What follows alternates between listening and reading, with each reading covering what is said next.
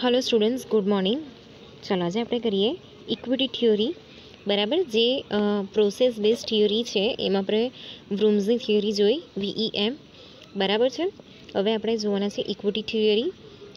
તો equity theory is based on the relationship between efforts of the employee and rewards for those efforts.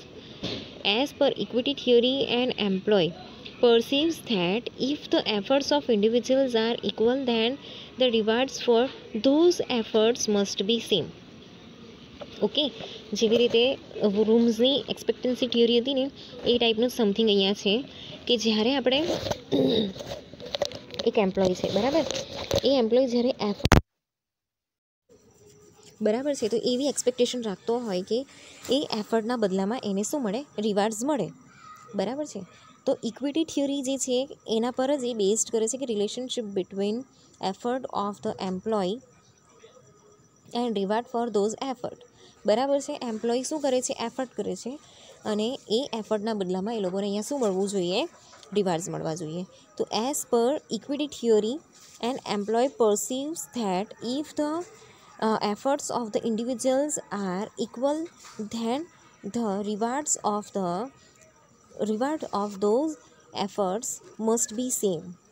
તો as per equity theory અહીંયા કહેવામાં આવ્યું છે કે જે એમ્પ્લોય છે, બરાબર છે, એ જો અહીંયા એફર્ટ કરતું હોય, બરાબર છે, એક જે ઇન્ડિવિજ્યુઅલ છે એ અહીંયા એફર્ટ કરતું હોય, બરાબર છે, તો એ કોના ઇક્વલ છે, તો એને જે રિવાર્ડ મળે છે ને એના ઇક્વલમાં છે, બરાબર।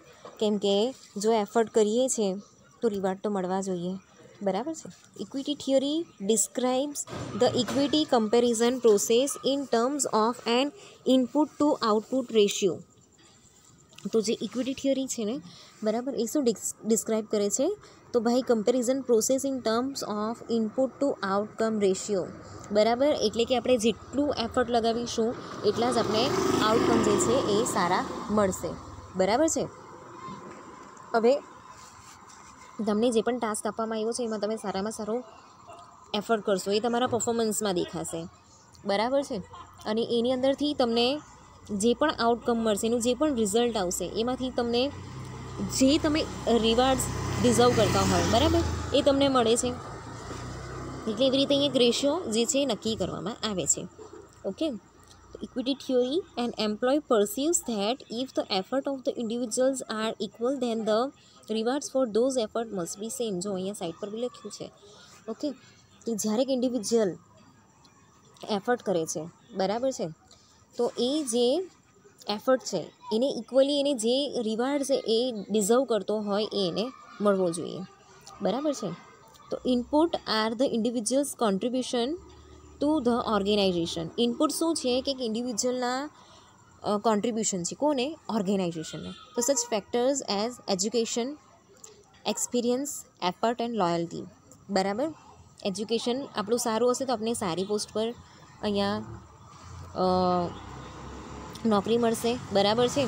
અને જીવનમાં જેમ જેમ અનુભવ થતો હોય, બરાબર છે, એમ એમ અહીંયા કેવું છે કે આપણે સારી વસ્તુ અહીંયા શીખેલા હોઈએ, બરાબર છે, આપણે સારું ખરાબ બધી જ વસ્તુનો અનુભવ હશે, ઓકે। તો જેટલો આપણને એક્સપિરિયન્સ હશે એટલું આપણે સારી રીતે કામ કરી શકીશું, બરાબર છે। એફર્ટ, આપણે એફર્ટ લગાવીએ છીએ, બરાબર છે, કોઈ બી વસ્તુ જે છે એને કરવા માટે, કામ કરવા માટે। ઓર્ગેનાઇઝેશનને લોયલ્ટી બતાવીએ છીએ, ઓકે। તો outcomes are what the person receives in return. તો એના આઉટકમ જે છે, બરાબર છે, એના રિટર્નમાં જે આપણને આઉટકમ મળે છે એ શું છે, pay, recognition, social relationship, intrinsic rewards and similar things, બરાબર છે। તો એ કયા કયા છે, પેમેન્ટ, બરાબર, ઇન્ક્રીમેન્ટ આપણને મળે, એના આપણે જે કામ કરીએ છીએ એવું પેમેન્ટ આપણને મળે, બરાબર, રેકગ્નાઇઝેશન મળે, એપ્રિશિએશન મળે, સોશિયલ રિલેશનશિપ જે છે એ, બરાબર, એક સ્ટેપ આપણે ઉપર જઈએ, ઇન્ટ્રિન્સિક રિવાર્ડ્સ એટલે કે માની લો કે ક્લાસરૂમમાં ખબર છે કોઈ સરસ કામ કરે કે સારા માર્ક્સ આવે તો ટીચર કે ચાલો એના માટે તાળી પાડો, તો આપણે અંદરથી કેવું પ્રાઇડ ફીલ થતું હોય, પ્રાઉડ ફીલ થતું હોય, બરાબર છે। તો એ થયું ઇન્ટ્રિન્સિક રિવાર્ડ્સ। સાયકોલોજીકલ રિવાર્ડ્સ જ્યારે મળે છે ને ત્યારે આપણે પણ એવું સેટિસ્ફેક્શન થાય છે કે આપણે કંઈ કામ કર્યું, બરાબર। તો એને રિલેટેડ એવી બધી જ વસ્તુ, the psychological equity equation is as follow, બરાબર છે।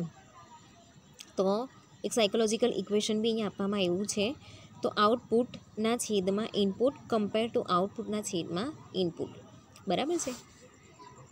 ચાલો, તો આઉટપુટ સેલ્ફ એના છેદમાં input self compare to output અધર્સના છેદમાં ઇનપુટ અધર્સ, બરાબર. હવે આ બે છે ને ટુ સાઇડેડ છે, બરાબર છે, સેલ્ફ અને અધર્સ. ઓકે, તો જો આમાં કેવું છે કે if the two sides of this psychological equation are comparable, બરાબર. આ બંને જે ઇક્વેશન છે આઉટપુટના છેદમાં ઇનપુટ સેલ્ફ અને આઉટપુટના છેદમાં ઇનપુટ અધર્સ, બરાબર છે, એ બે જો કમ્પેરેબલ હોય, બંનેનું કમ્પેરિઝન થાય, બરાબર છે, તો અહીંયા જે પર્સન છે ને એ કેવું ફીલ કરે છે કે ઇક્વિટી ફીલ કરે છે, બરાબર. ઇક્વલી છે, બંને બાજુ બેલેન્સ છે એવું ફીલ એ કરે છે. પણ જો બંને સાઈડ જે છે એ બેલેન્સ નહીં થાય, બરાબર છે, તો એ ઇક્વિટી ફીલ કરતો નથી, મતલબ કે ઇનઇક્વાલિટી જે છે એ ફીલ કરે છે, બરાબર છે. તો અહીંયા એક એક્ઝામ્પલ આપ્યું છે કે for example a person May expect promotion as an outcome of his effort if another employee has been given for the same effort presently or even in the past. તો અહીંયા એક એક્ઝામ્પલ આપ્યું છે, તેની અંદર કીધું છે કે એક પર્સન છે, બરાબર છે, એ પર્સન એના જે એફર્ટ છે, બરાબર છે, એટલે એના એફર્ટ એટલે એનું ઇનપુટ થયું, બરાબર છે. તો એઝ અ આઉટકમ એ શું અહીંયા એક્સપેક્ટ કરશે તો પ્રમોશન, બરાબર છે, એ એવું એક્સપેક્ટ કરે છે કે પ્રમોશન મળે. ઓકે, એવા એણે જેવા એફર્ટ કર્યા ને, બરાબર છે, એવા જ એફર્ટ બીજા એમ્પ્લોયે પણ કર્યા છે, બરાબર છે, અને એને પ્રમોશન મળ્યું છે, બરાબર છે, પ્રેઝન્ટલી કે પાસ્ટલી. તો એ પણ એવું એક્સપેક્ટ કરશે કે એને પણ પ્રમોશન જે છે એ મળે, બરાબર છે. If this is not achieve then consequences are develop as shown below, બરાબર છે, નીચે છે. તો જો એને અચીવમેન્ટ નહીં મળે, મતલબ એ એફર્ટ કરે છે અને એને પ્રમોશન નથી મળતું, બરાબર છે, તો એના મનમાં કન્સિક્વન્સીસ જે છે એ ઊભા થાય છે, બરાબર છે, અને એ કેવું ફીલ કરે છે, આ બંને વચ્ચે જે કમ્પેરિઝન જે છે ને, બરાબર, આ બંને વચ્ચે જે કમ્પેરિઝન છે ને, બરાબર છે, એ કમ્પેરિઝન થતું નથી, ઇમ્બેલેન્સ થઈ જાય છે. The employee will represent to the higher level of comparing with other, બરાબર છે. તો અહીંયા એ શું કરશે કે બીજાની સાથે પોતાની જાતને કમ્પેર કરવાનું ચાલુ કરશે and ask for the same reward, બરાબર છે, અને એને પણ એવો જ રિવાર્ડ મળે એવી એ આશા રાખે છે, બરાબર છે, કે એવું જ એ ત્યાં પણ બતાવે છે કે મને પણ આવો રિવાર્ડ મળવો જોઈએ, બરાબર છે. If the higher level considers his representation then he gets equal reward and hence his tension is released which restores equity, બરાબર છે. તો એ જે હાયર લેવલ છે, બરાબર છે, એટલે કે જે સિનિયર્સ છે, એને એવું કે એણે પણ એવા જ એફર્ટ કર્યા છે જેવા બીજા વ્યક્તિએ કર્યા છે, તો મને પણ સેમ રિવાર્ડ મળવું જોઈએ, બરાબર છે. તો એ પોતાની જાતને એવી રીતે ત્યાં રિપ્રેઝેન્ટ કરે છે અને કહે છે, બરાબર, કે મને પણ સેમ રિવાર્ડ મળવા જોઈએ, અને જો એ ઇક્વલ રિવાર્ડ એને મળે, બીજાને મળ્યા છે એવા જ રિવાર્ડ એને મળે, તો એને જે ટેન્શન હોય છે ને, બરાબર, કે આને મળ્યું ને મને નહીં મળ્યું, એ ટેન્શન જે છે એ રિલીઝ થઈ જાય છે, અને એના જે આ લેવલ છે, બરાબર છે, એ બંને અહીંયા શું થાય છે, ઇક્વલ થાય છે, શું થાય છે, ઇક્વલ થાય છે, બરાબર છે. તો ત્યારે એને સેન્સ ઓફ ઇક્વિટી આવે છે. ઓકે, તો if the representation is not accepted then the employee might reduce the input for the future and leads to cognitive distortion, બરાબર. તો અહીંયા કેવું છે કે જે રિપ્રેઝન્ટેશન છે એનું મતલબ એ હાયર લેવલમાં કહે છે, હાયર ઓથોરિટીને કહે છે, બરાબર છે, કે મેં પણ આટલા જ એફર્ટ કર્યા છે, મને પણ આવો જ રિવાર્ડ મળવો જોઈએ. તો એને જ્યારે એ રિવાર્ડ નથી મળતો, મળી જાય છે તો ટેન્શન રિલીઝ થઈ જાય છે, કંઈ મગજમારી જ નથી, બરાબર છે, અને જ્યારે એને એ નથી મળતું, બરાબર છે, તો એ શું કરશે કે એમ વિચારમાં પડી જશે કે મતલબ જે હાયર ઓથોરિટી છે એ એને એક્સેપ્ટ નથી કરતું એના રિપ્રેઝન્ટેશનને, બરાબર છે. તો ઇન ફ્યુચર એનું જે ઇનપુટ છે ને, એના જે એફર્ટ છે ને એ રિડ્યુસ થાય છે, બરાબર છે, અને એને એવું થવા માંડે છે કે ભાઈ એનામાં નેગેટિવિટી આવી જાય કે હું એફર્ટ કરું છું તો પણ મને તો કંઈ મળ્યું નહીં, બરાબર, તો હવે હું શું કામ એફર્ટ કરું, એટલે એના એફર્ટમાં છે ને અહીંયા ઘટાડો થાય છે, ડિસ્ટોર્શન, બરાબર, એફર્ટમાં ઘટાડો થાય છે, બરાબર છે. એનો સાયકોલોજી એવું કહે છે કે મેં જ્યારે આવી રીતે એફર્ટ કરતો હતો ત્યારે મને કંઈ નહીં મળ્યું, બરાબર, હવે બી શું મળવાનું છે. બધી અલગ અલગ નેગેટિવ વસ્તુ જે છે એના માઇન્ડમાં આવવા માંડે છે. તો this distortion may lead to change the field of working if gets an opportunity, બરાબર છે. તો આ પ્રકારનું જે ડિસ્ટોર્શન છે, બરાબર છે, એ વ્યક્તિને કેવું છે કે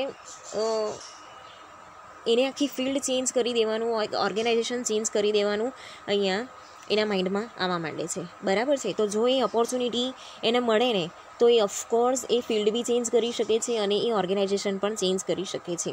તો if opportunity is not found then employee will continue with the same organization and he might develop the wisdom of changing the object of comparison, બરાબર છે. પણ જો એને ઓપોર્ચ્યુનિટી નથી મળતી, બરાબર છે, તો એમ્પ્લોય શું કરશે કે એ સેમ ઓર્ગેનાઇઝેશનની અંદર એ કન્ટિન્યુ કરશે, બરાબર છે.